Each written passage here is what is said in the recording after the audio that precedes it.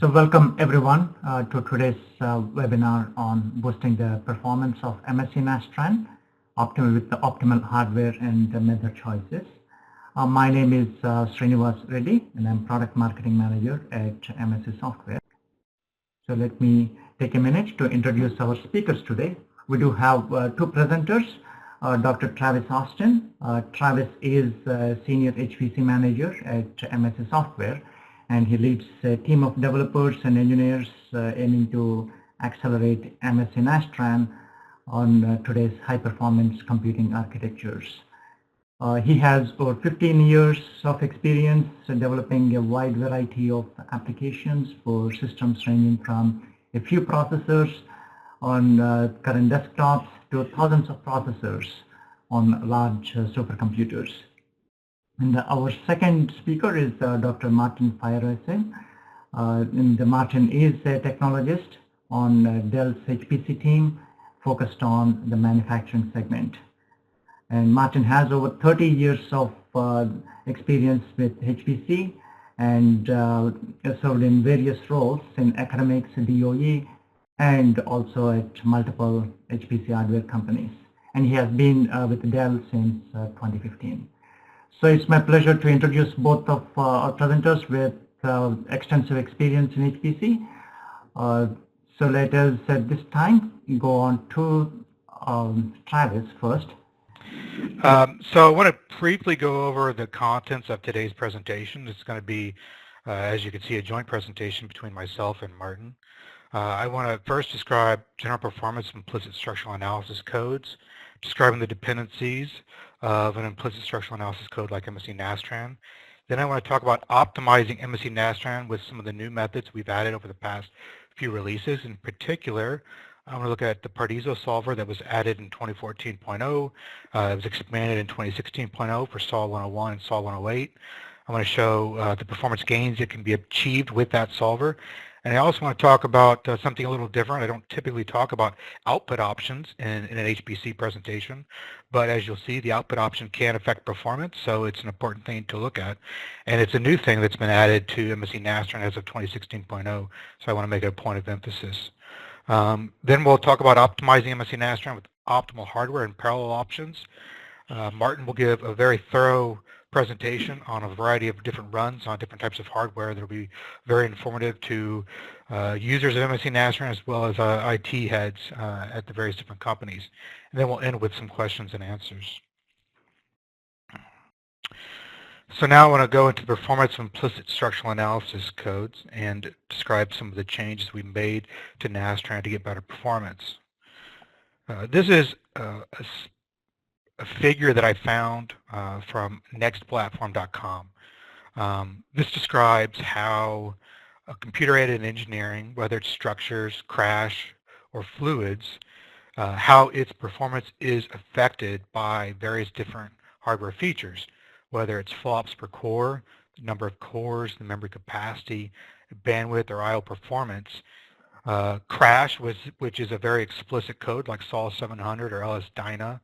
Fluids, which is, of course, fluids like ANSYS Fluent, or structures, which is like MSC Nastran, SAW 101, 103, 111, 400. So you can see it's very different in terms of what you need to get the best performance.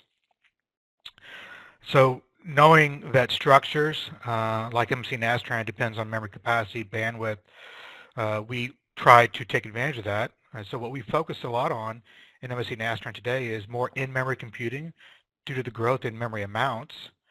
And while it's not explicitly clear from this figure that more cores is important, we know that processors are changing today. We don't just have 8 cores, but we're going to 16, 20, 40, and beyond.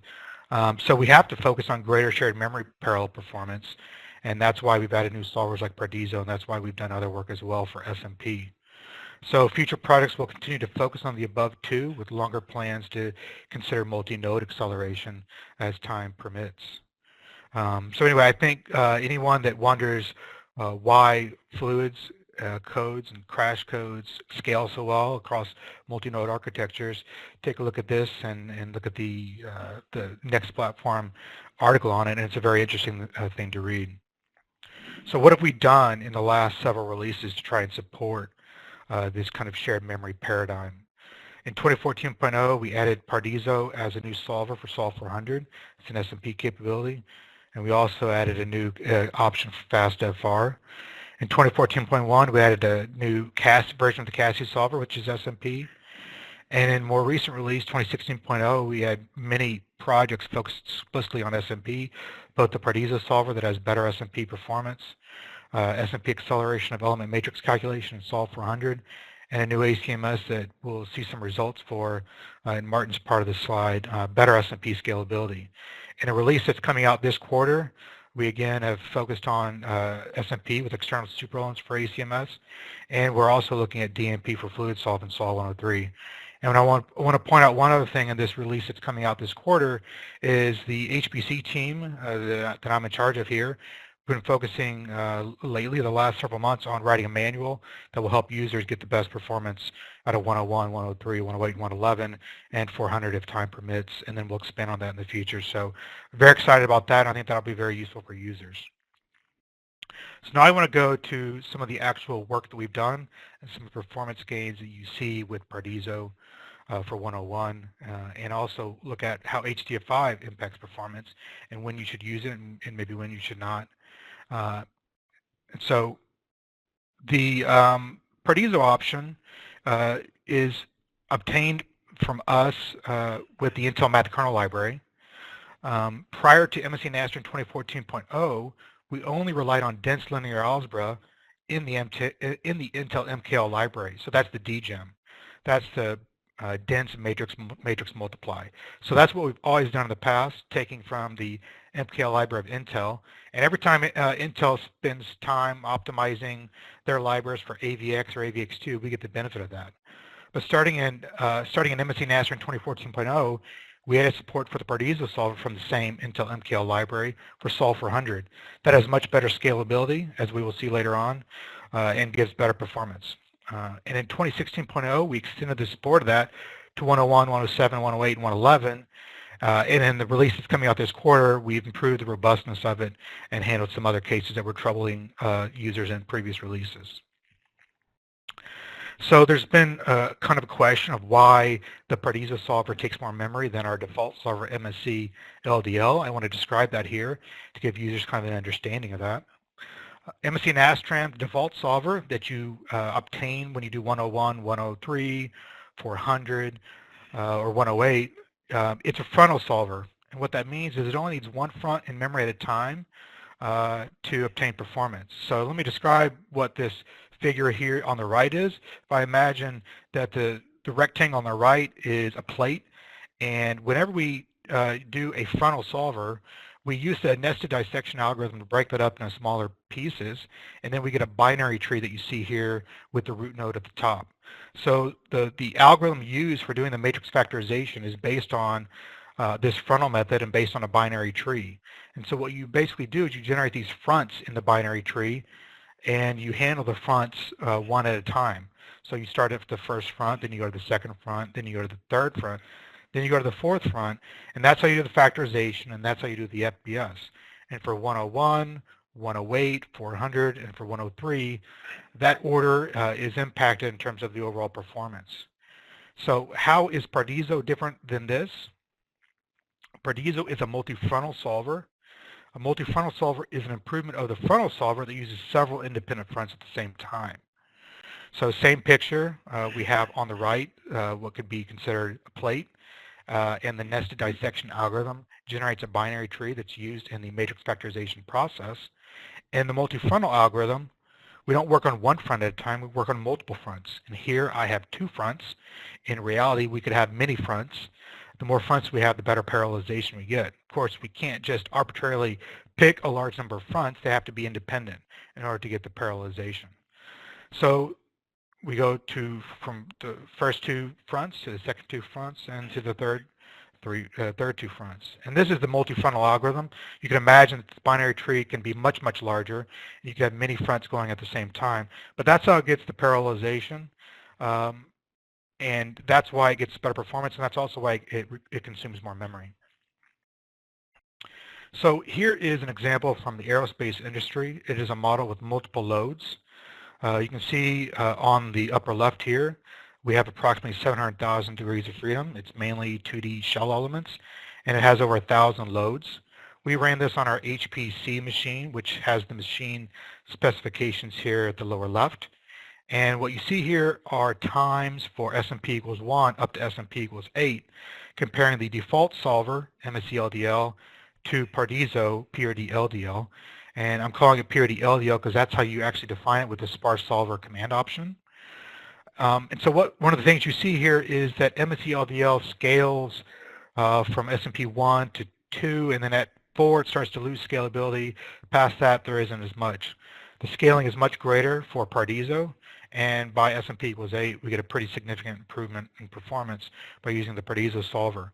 One of the big gains that we get in the Pardiso solver for this problem with multiple loads is that it can parallelize over the number of right-hand sides to get that improved performance. And we made improvements to this particular part of Solution 101 with multiple loads in this release that's coming out this quarter, so it can handle a larger number of loads without without running out of memory. Here's the second case, and what I wanted to show here is performance as I vary the amount of memory. This is a large linear statics model. It's basically similar to the picture you see on the lower left, not exactly that picture, but similar. I'm running this on the same machine, and I'm varying the memory max values for SMP equals 16, and I'm fixing bpool. What this means is if I fix bpool, now bpool is a command line option, on the left that means that the solver itself, or OpenCore, if you look at the FO4 file, has 50 gigabytes available to itself to perform the solve. In the second case here, memory max is 150 gigabytes, bpool is 50 gigabytes, again, same amount. That means the solver has 100 gigabytes, and then on the right, again, it's 196 total, bpool is 50, solver is 146. What you see here is Pardiso maintains a pretty consistent performance, faster performance than our default solver here, and so in this case, it actually can run with varying amounts of memory. Now on the far left, what we have here with the 100 gigabytes, Pardiso actually went out of core, and that will be observed in the FO6 file. We actually issue an information message that says Pardiso has gone out of core. It used this much memory. If you gave it this much memory more, it would run in core. And typically you really want Pardiso to run in core, so you want to look at the FO4 file or the FO6 file to see what its memory usage was. We've tried to do a very good job in our upcoming HPC manual to help users understand this. Now, one thing to understand is this is kind of an atypical situation. In other cases I've observed, and customers have observed as well, when Pardiso goes out of core, it can be slower than MSCLDL. So my general recommendation is try and get Pardiso in core when you run it. Okay, so now I want to talk about the HDF5 library. We added this in our 2016.0 release. It's a new option that can be used alongside OP2. The reason we've added HDF5 is because it is a scientific standard for large database storage. There's lots of open source tools that can be used to read HDF5 files. Python in particular is a very powerful language, has a very powerful set of libraries that can be used with Python to read HDF5 files. They have a couple options with HDF5. You can set it to be uncompressed, which is HDF5.0, or compressed, which is HDF5.1. It's natively readable in Patran. That was in 2016.0. And in the next release that's coming out this quarter, I believe we're in the process of delivering a Patran beta. We're filling in some of the gaps that weren't completed in 2016.0. So what happens now when you use HDF5? So I want to go back to this same model, and I want to look at how it performs with various different types of output files. So what I've got here is same type of scenario. I'm running this model with SMP equals 8 for all different solvers. And I'm either using no output request, which is none. I'm outputting an OP2 file, or I'm outputting an HDF5 with no compression, or I'm outputting an HDF5 with compression, or sometimes people want to output a PCH file or a punch file, so I'm including that as well. Here on the left, you see the output request. It's just a stress plot equals all. So what do we see? Well, we see that there is not a significant performance difference between OP2, HDF5 with no compression, that is the 0, and HDF5 with compression. All solvers kind of have the same effect with the output request, so there really isn't an effect of the solver choice here. And what you see here is that the punch file is the one that really stands out as slowing the simulation down. No output actually wasn't a whole lot slower than outputting an OP2, HDF5, or HDF5-1 file. Now I should say I'm running these simulations on our HPC cluster, which has a 4x600 gigabyte disk drive. It's set up in the RAID 0 format, and it has a 15,000 RPM disk. So it's a pretty good disk to use for output. So now next question is, what's the difference in the output file size? This is a punch file. It's significantly larger. It's basically a text file, right? So OP2 is about the same size as the HDF5 uncompressed file. And if you compress the file, the HDF5-1, you can see about a 2x reduction in the file size.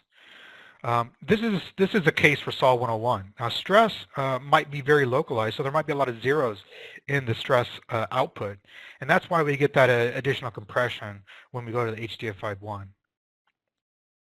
Now, it's interesting is to look at the next case where we're doing solution 103 with a large output request. We're dumping the eigenvectors for solution 103, and we're varying the number of routes. So we might be dumping 50 eigenvectors or 500 eigenvectors. And so this shows how performance differs for these various cases. Again, we have no eigenvectors, dumping an OP2, an HDF5 uncompressed or HDF5-0, an HDF5 compressed or HDF5-1. I don't have the punch file because we know it's particularly expensive. So what you see is for just 50 routes, there isn't a significant performance difference with the various different output files. But as you go to a large output request, 500 routes, you can see that the uncompressed is noticeably faster than a compressed HDF5 or an OP2 file. So that's something to just take to heart here in terms of how do you use HDF5 and when's the appropriate time to use uncompressed or compressed. So now again, interesting thing is what's the size of the files. This is the case of 500 routes. The OP2 file and the HDF5 compressed file are similar in size, whereas the HDF5 compressed is approximately 30 to 40% larger. So what does this say? It says if you want to use HDF5 and you want to make sure the file is not too large, and you need to have a compression. So the question is, why isn't the compressed file smaller than the OP2 file here in contrast to the previous slide where it was smaller? Well, whenever we're dumping the eigenvectors, most of those values are non-zero, and so there isn't a lot of compression that can be done. So that's why you see the compression here is about the same as the OP2. The uncompressed is larger. That's because it's carrying around a little bit of metadata. The larger number of routes you have, the larger the metadata is. We're continuously looking to reduce the file size of that uncompressed. So in time, this HDF5 uncompressed will shrink in size. But as you can see, if you have enough memory, then you can get by here using an uncompressed option and have a better performance. So anyway, that's a few of the features that we've added recently to MSC Nastran that can affect performance. And now I want to turn this over to Martin, who's going to talk about a different set of simulations to give you guys a good overview of how MSC Nastran performance can be affected by parallel options as well as hardware options. So I'm passing this over to Martin now. Thank you. Okay. Thank you, Travis. Good day, people.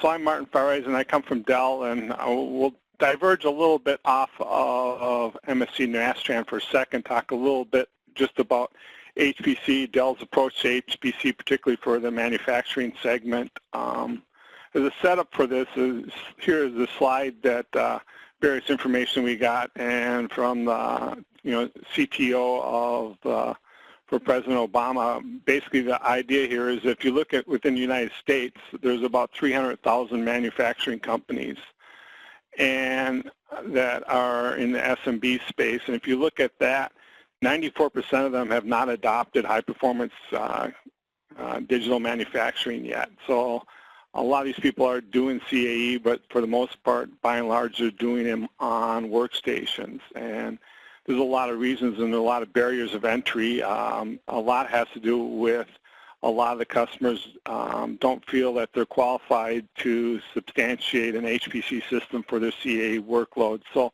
a lot of our effort at Dell has been, while we cater to the high-end enterprise class customers with very large systems, we're trying to democratize HPC across the broad spectrum so that all sides of the customers in the CAE space can take advantage of our HPC expertise and really get optimal HPC solutions which are easier to use.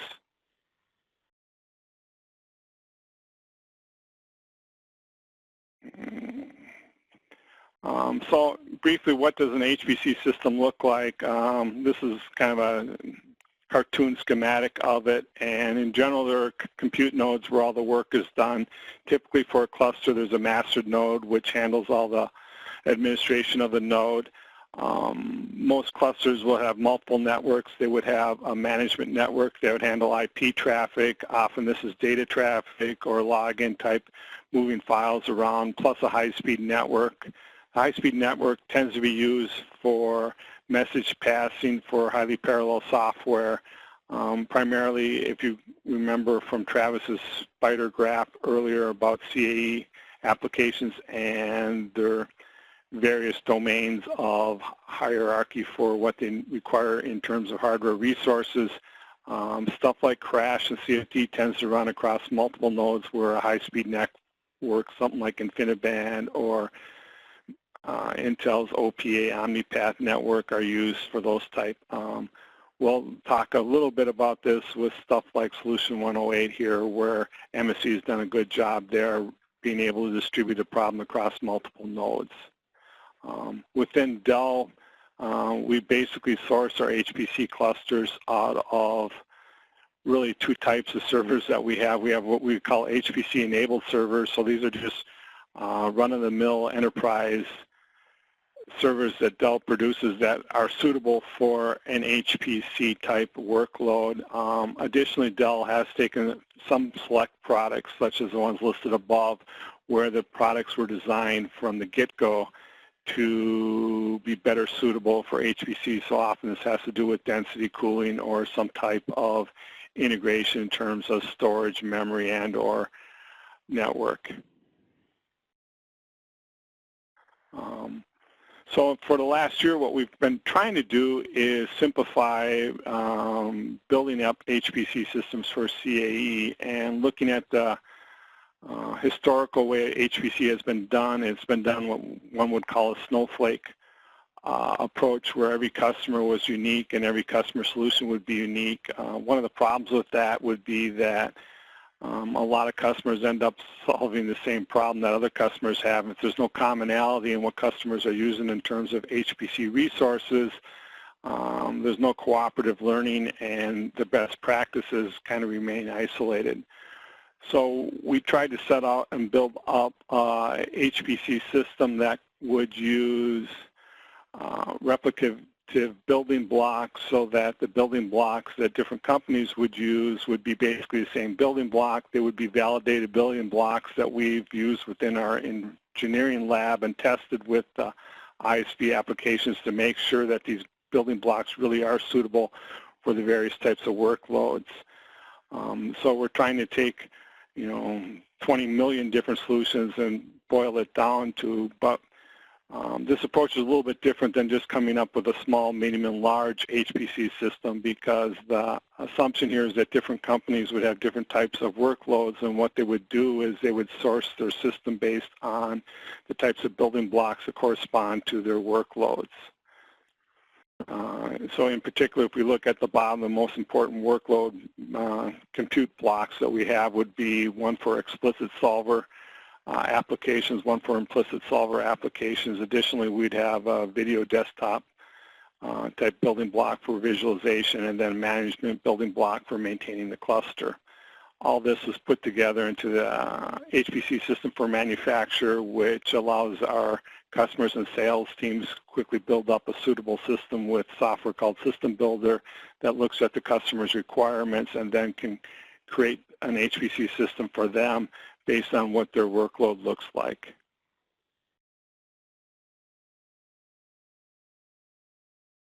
If we just look at, I have to go back. Oh, sorry.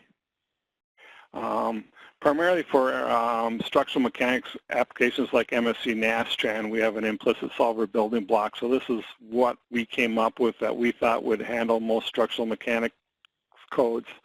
From my perspective, if you can handle MSC Nastran, you can almost handle any application, since MSC Nastran is a very mature, robust application that really drives a lot of the performance requirements of HPC. Across the industry, though, for the solver block, this solver block covers a variety of applications such as ANSYS Mechanical, ANSYS Abacus Standard, and Nastran as well, and OptiStruct. And what we see is some of these applications have been moving to GPUs. So we have a small number of customers right now that actually use GPUs for their workloads with various applications. So we have two versions of this solver block. We have a GPU version that has a NVIDIA K80 based, and then a non-GPU version.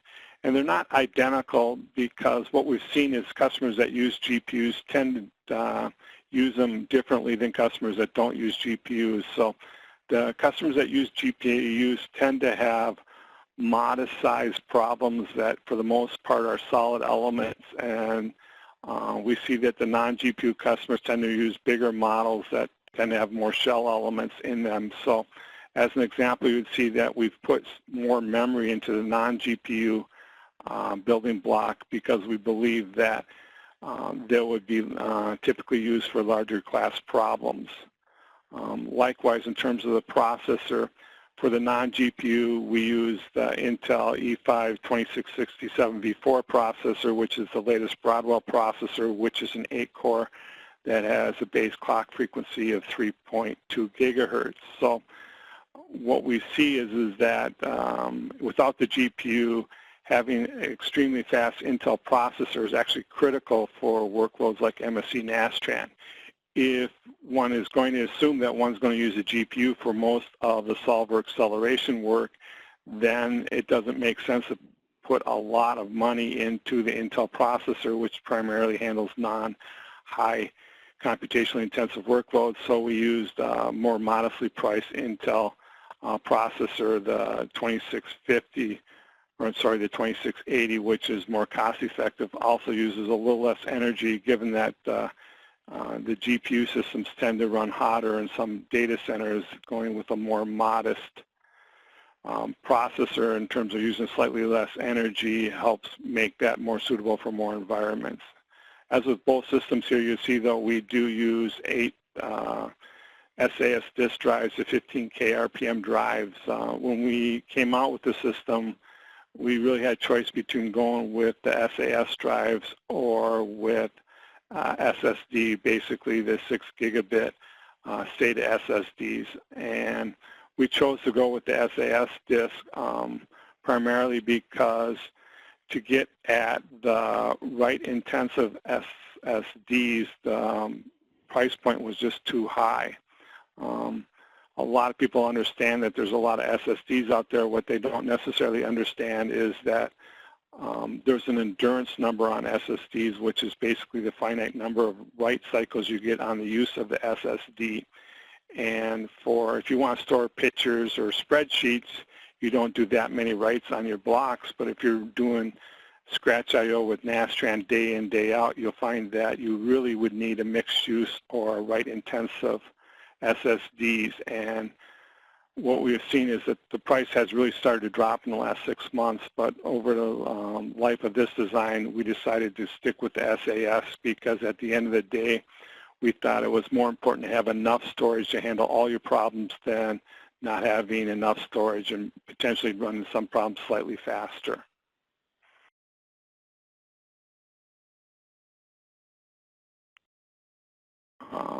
I'll briefly also talk about the explicit solver building block.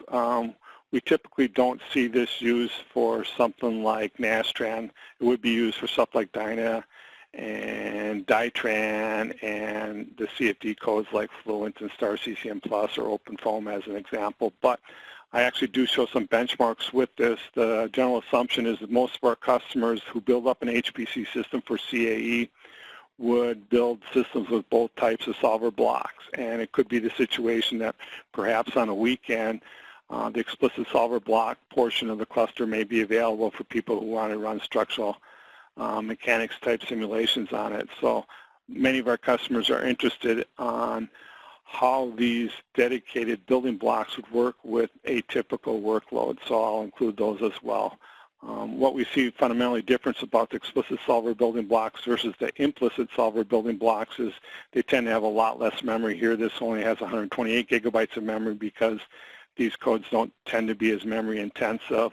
Also, they have a lot less I/O capability. Here we only have two 10K RPM SAS drives on it. And then the processor has a lot more cores. So this is a 16-core processor versus the 8-core processor we use in implicit solver. These applications tend to be written in MPI parallel, and they tend to scale much better. So there tends to be a much better return on investment in going with the high-core Intel processors. So overall, that's just the hardware portion of HPC. From Dell, we have a holistic point of view. I focus really on what type of hardware would run applications well, but we realize that customers need everything from deployment services. We have a lot of our HPC clusters that customers that are moving on to HPC that get remote cluster management services because they don't think their IT is capable of handling that itself. So we offer that. We offer support, financing, what have you. Again, it's just having a technical solution for HPC without having a business solution doesn't make a lot of sense. So now I'll talk some about actual results that we got on our HPC system for manufacturing. I'll start with solution 103. Here I'm showing 3 different cases. They're modest-sized body and white models from 7 to 10 million degrees of freedom. We can see they vary from 160 modes all the way up to about 4,000 modes. And here, these are benchmarks using the implicit solver building block that I discussed earlier on. For these benchmarks, what I've specified on the runtime, which seems to be reasonably optimal, is DMP equals 2 and SMP equals 8. We'll look at that a little bit further. What we see here is that the behavior on these 3 models is pretty similar between version 2016.1 and version 2017 beta with default and with the new ACMS solver. So they have a new domain solver for ACMS where you say version equals new at the bottom, as you can see in the asterisk there. You can see overall that MSC has made quite good progress between 2016 and 2017, and additionally they've made really good progress with the new domain solver for ACMS.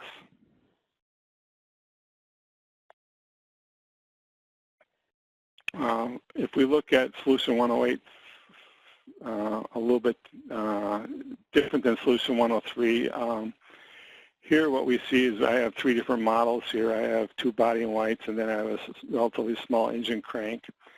And again, we're using version 2017 beta here. I'm using the implicit solver building block.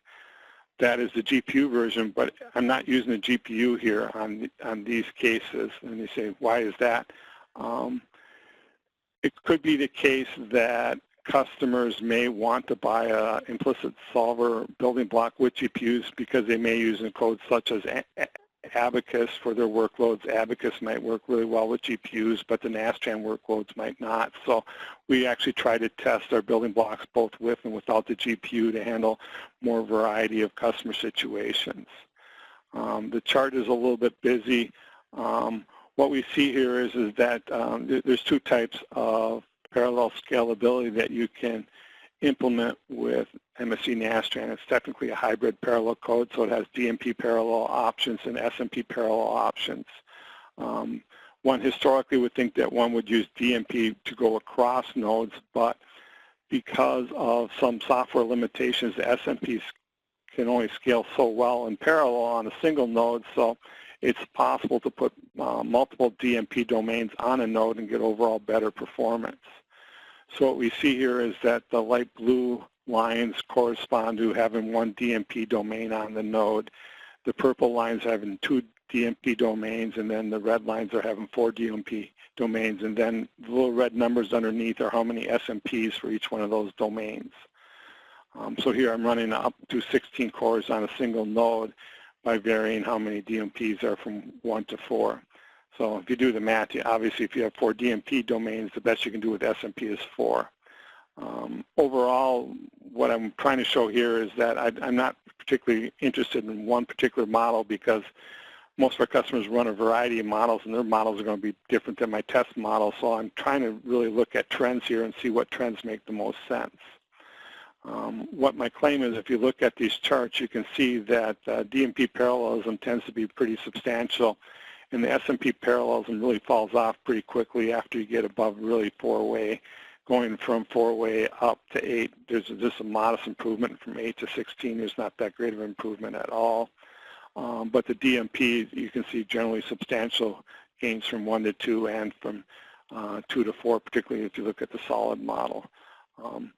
Overall, though, one has to be a little careful when one uses DMP on a single node, because as you use more and more DMP domains on a node, your pressure on your memory increases. And so if you only had 128 gigs worth of memory on the node, it's probably not enough to run with more than one DMP domain. Also, since you tend to do some work out of core on larger models, the amount of I/O increases as the number of DMP domains as well. So to take really good advantage of your cluster and the fast CPUs, you need a lot of memory and fast I/O to handle the multiple DMP threads. This is a little bit going beyond the scalability. Here I'm looking at, again, on a node level and across node level. So as I said earlier, Solution 108 scales fairly well across nodes. And as an example, the cluster that we had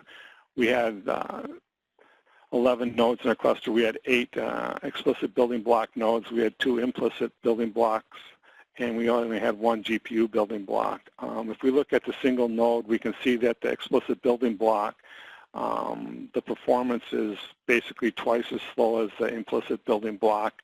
Again, it doesn't have very much memory. It only has 128 gigs of memory, and it only has 2 disk drives as opposed to the implicit building blocks, which either have 256 or 512 gigs of memory, and they have 8 SSD drives.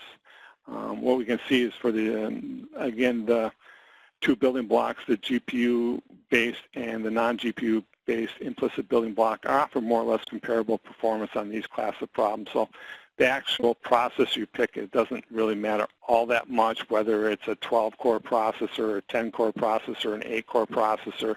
Typically what I've seen with Nastran is that it's hard to use more than like 16 cores on a processor before you just run out of memory bandwidth or I/O bandwidth. So any processor that has a reasonably good clock, which would be a base rate of about 2.5 gigahertz or above, and has at least 256 gigs of memory, is probably suitable for most Nastran workloads.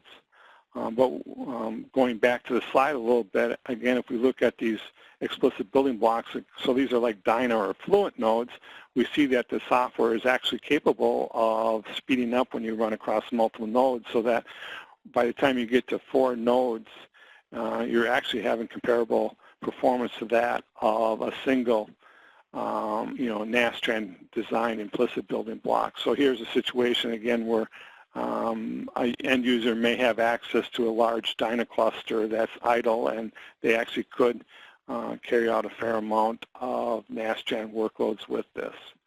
One small note here, if you look at the explicit building block, a couple things. You'll see on a single node I was not able to run with 2 DMP domains because there just was not enough memory to run on 2 DMP domains on a single node. And also, if you look at the 2-node and 4-node results, that the 2 domains are worse than 1 domain. Again, there's just not enough memory and or I/O bandwidth to sustain 2 DMP domains on a node. So this goes back to the idea that if you want to run Nastran well, you want to run multiple DMP domains, but you're going to need a lot of memory and a lot of disk to really take advantage of multiple DMP domains.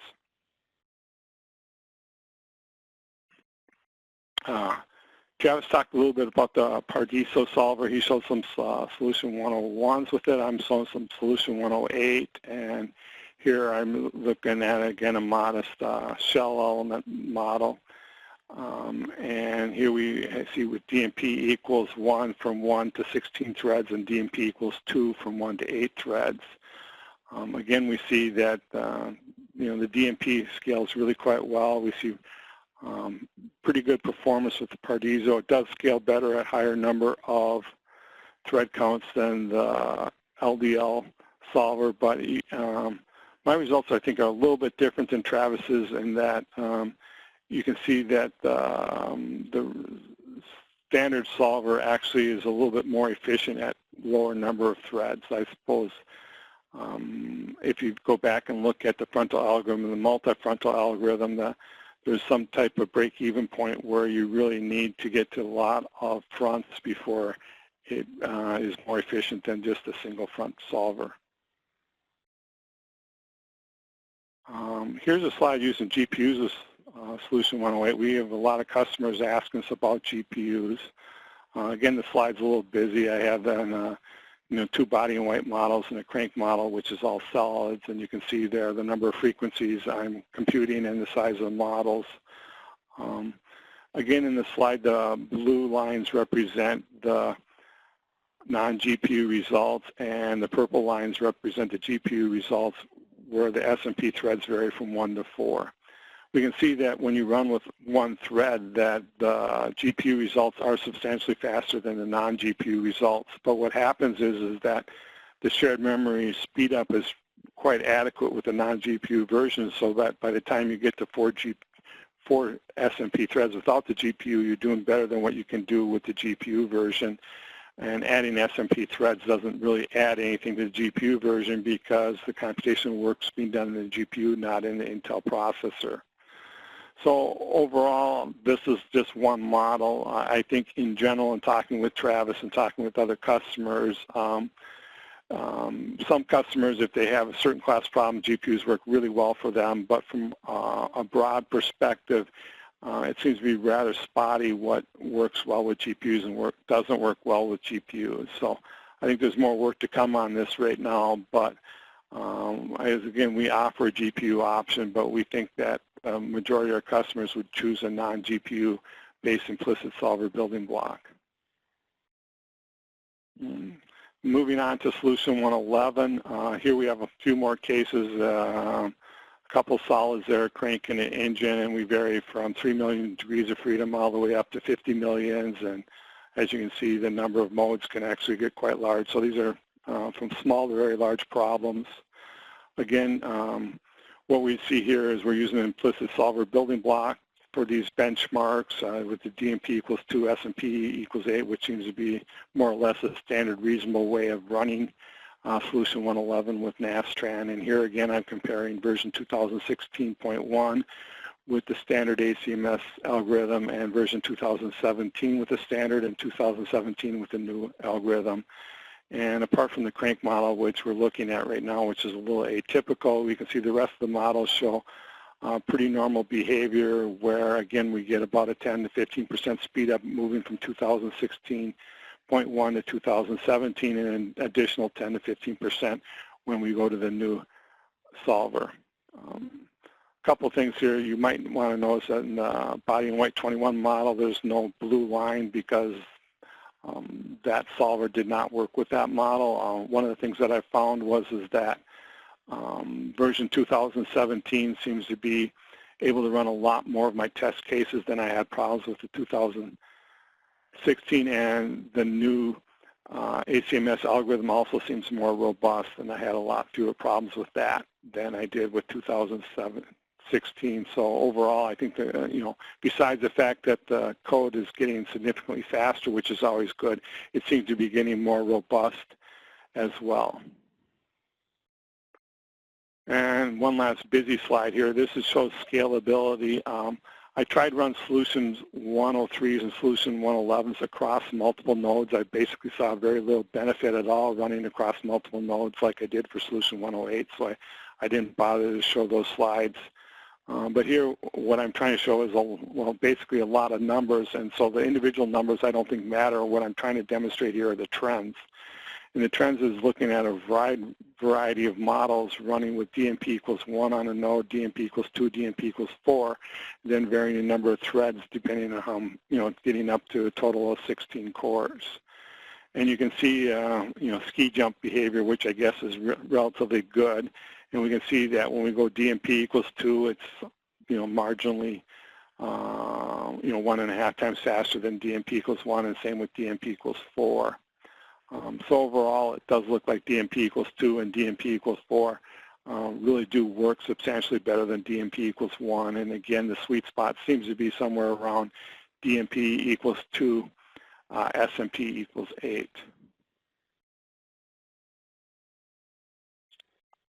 Talk a little bit about accelerating I/O. A lot of customers are asking about NVMEs and SSDs. To be frank, I don't see a lot of Nastran benchmarks anymore from customers that do a lot of I/O.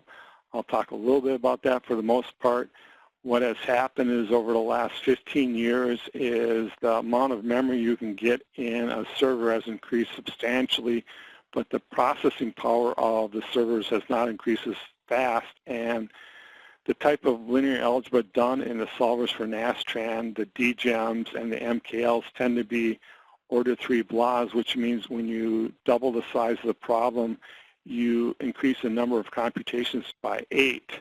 And so memory only has to grow at 1/3 order of the size of the speed of the processor to keep them balanced. So basically, we've reached a point now where most of the Nastran problems I see from customers are CPU bound.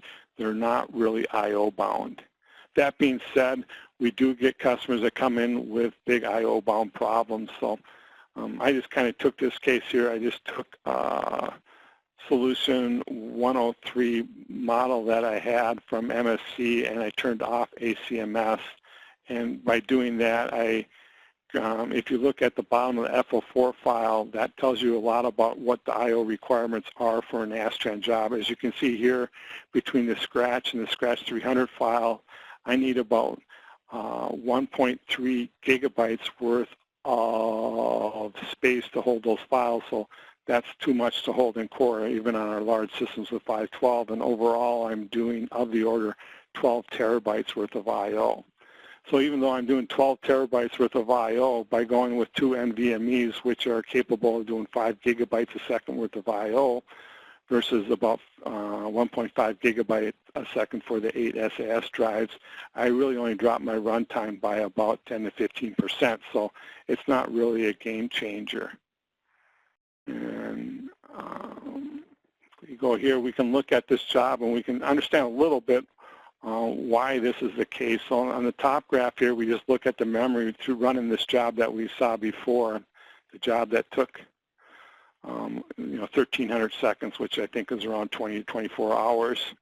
You can see what happens is that if you have available memory, any free memory, basically the Linux just uses it for cache, and as long as you have enough memory and you don't really do much more I/O than that, say if you have 512 gigabytes of memory, Nastran typically only needs, for most of these types of jobs, anywhere from about 40 to 80 gigabytes, so you have about 400 gigabytes of memory available to buffer the I/O, and you don't necessarily even have to say the SMEM card or anything. You can just let Linux buffer the I/O itself. It does a really good job of buffering the I/O, and so you just don't have to worry about it.